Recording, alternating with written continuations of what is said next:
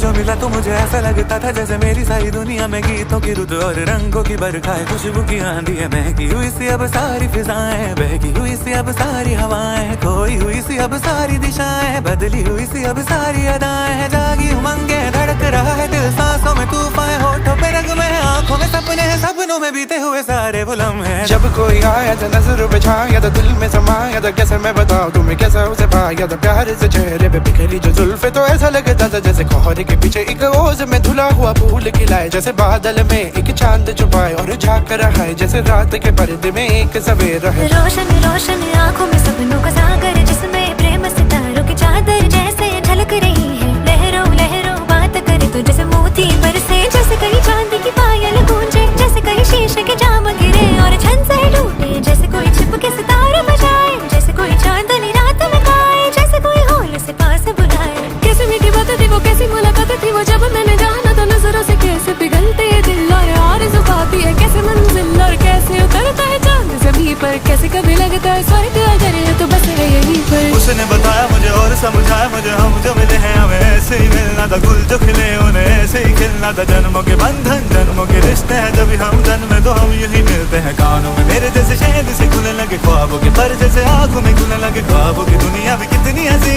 और कैसी रंगी थी, ख्वाबों की दुनिया जो कहने की थी पर कहीं भी नहीं थी। ख्वाब जो टूटे मेरे आँख जो खुली मेरी होश जो आया, मुझे मैंने देखा मैंने जाना वो जो कभी आया था, नजरों पे छाया था, दिल में समाया था, जा भी चुका है और